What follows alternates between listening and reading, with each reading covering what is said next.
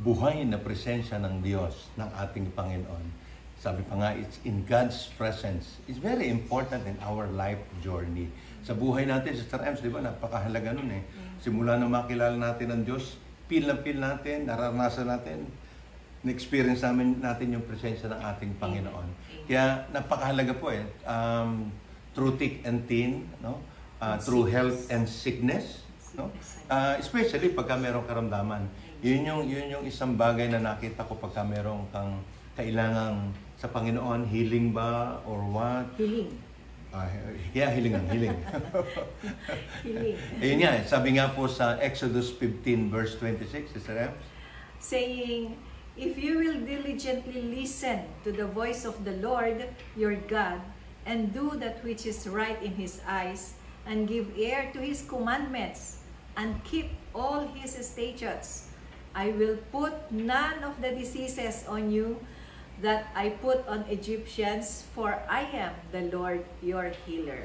I will put none, wala, of the disease. Pero yun kasi, baka sabihin ng ibang kapatid natin, bakit ako may disease? Bakit ako may sakit? Yung pong una pong sinabi, if you will be diligent, listen to the voice of God, of the Lord, no? And following the righteous, ibig sabihin yung palatuntunan ng ating tuntunin ng ating Panginoon, yun po yung sinusunod po natin, yung commandments po niya. Ano yung commandments? Ten commandments. 10 commandments lang po, di ba?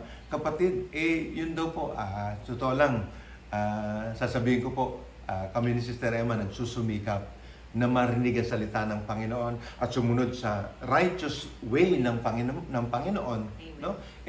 Nararanasan po namin yung biyaya ng ating Panginoon. Like for example, yung naranasan ni Sister Emma sa Canada, yung naranasan ko in a few weeks, no, di ba? Nagkaroon ako ng sa pandinig ko, pero wow, praise God. Ang presensya ng Panginoon, ibang klase po. Amen. Sabi po sa Jeremiah 30 verse 17, for I will restore health to you. Ibig sabihin, nagkasakit ka, i-restore ng Panginoon yung kalusugan mo. And your wounds, I will heal. No? Declares the Lord. Kaya nga po, napakahalaga po nung yung lumalapit tayo sa ating Panginoon. Amen. Minsan po kasi, tayo lang po ang lumalayo sa Panginoon. No? Ang Panginoon po, lagi naghahantay sa atin. Walang problema po, wala pong imposible sa ating Panginoon. Kailangan lang po lumapit tayo, humiling tayo, huwag tayo magsawa. Di ba? Ano sabi natin ko yun sa yung sa formation ni Father Marbalili. Push. Pray until something happen. Ulitin ko po. Push. P-U-S-H. Pray until something happen. So, wag nating titigilan. Push lang tayo ng push. Di ba? Pag may kailangan tayo sa kagalingan, push lang tayo ng push. Gusto mo ipagdasal gusto mo humiling para sa kapatid mo, sa mga magulang mo, sa mga loved ones mo, kapatid, push lang. Meron kang kailangan guidance, meron kang kailangan direction sa Panginoon. Ano sabi? Push. Pray until something happen to each and every one of us. May mga family issues, may brothers and sisters, sa buhay po natin, mga magulang natin, nagkakagalit, gusto na maghiwalay. Naku, push lang ng push, pray lang ng pray, brothers and sisters. Nagugutom, naghihirap, kapatid, nasa prison, nangangailangan ng visa, nangangailangan ng trabaho, ano pa, board exam. No? Diba? Marami tayong mga kapatid na malapit na po. I think, this weekend. Tapos, Saturday, Sunday, ang first batch ng medical summary. Ayun na nga, ito na ngayon. Itong araw na to. Amen. Nakuha na to. So, yun yung mga ipagdadasal po natin. Yung po mga broken-hearted. Yung may mga addiction po na gusto na makalaya sa drugs, sa gambling, social media. Yung may mga financial problems. Surely po, sasagutin po tayo ng ating Panginoon. My brothers and sisters. Sister Ems, meron bang mga nagpapadasal sa atin? Basahin mo nga. Amen. Marami. My dear brothers and sisters, we will include in our prayers the continuous healing for Brother Alex Ignacio, for Estela Shin, Aurelia Atas, Corazon de Leon, for Brother Joey Balete, for Brother Gino and Sister Carlota Giogonia, Amen. And for Sister Olivia Lunaria, for Maruha Palagod, for Maria Yolanda Palagod, for Fe Agustin, for Cristobal Alvarado, for Thanksgiving of MJ Dulawan, Badeth Roy, and then Jessel Gomez for the medical board exam examination of ni Sister Giselle. Gomez Anak ni Haka. Sister Jessica. Yes, ating amen. love plaque member. Okay. Amen. And also, the special intention of Sister Dichit Duga-Duga and Jennifer Lam for Josephine Samson. Also, for the intention of healing of Solita Folsom and Patrick Moore. Also for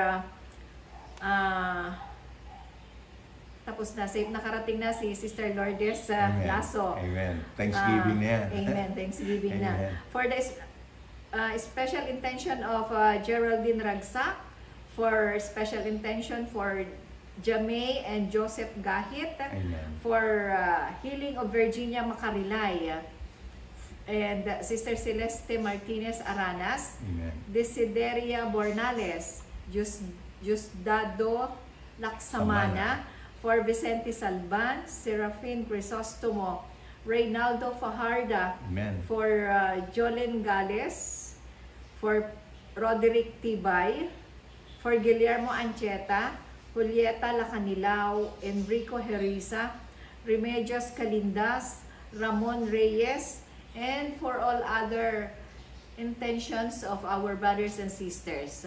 And so, brothers and sisters, let us pray for our brothers and sisters. Hilingin po natin sa ating Panginoon. Sa Panginoon po, walang pong imposible. Amen. Na tayo pong sabay-sabay nagdadasal, narinig po for sure ng ating Panginoon. Sa ngalan ng Ama, ng Anak, at ng Diyos, Espiritu Santo. Panginoon, sa pagtaas ng aming kamay, Panginoon, naniniwala, nagtitiwala kami, Panginoon. Inihipo mo po ang may mga karamdaman, o Panginoon. Sa oras na ito, tinatouch mo po ang parte ng kanilang katawan na may karamdaman. At ngayon sa oras na ito, pinagagaling mo na po sila, o Panginoon. Salamat, Lord, sa kagalingan na yun.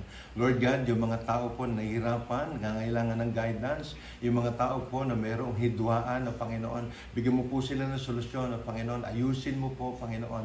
Bigyan mo sila, itouch mo po sila, Panginoon, ang kanilang mga kalooban. Yung mga nagugutom po, I'm sure, Lord God, we are sure, pakakainin mo po sila. Yung mga naghihirap po, tutulungan mo po sila. Ang mga nasa prison, Lord God, tutulungan mo po sila. Yung mga nangangailangan ng visa, Lord God, ipapa-approve mo po na ayon sa iyong kalooban, Panginoon. Yung mga safe travel, Lord God, iingatan mo po sila, O Panginoon. Yung mga broken-hearted, Lord God, aaliwin mo sila, O Panginoon Diyos. Bibigyan mo sila ng kapayapaan. Yung mga drug addict, O Lord God, bibigyan mo sila ng kalayaan, Panginoon, freedom sa drugs, sa gambling, sa alak, Lord God, social media, O Lord God. Yes, Lord God, for financial problem, we are free, O Lord God. Yes. All these things, Father, we ask, we pray, in the mighty name of your Son, Jesus, the power of the Holy Spirit, one God, forever and ever. Amen and amen. In the name of the Father, and of the Son, and of the Holy Spirit. Amen and amen.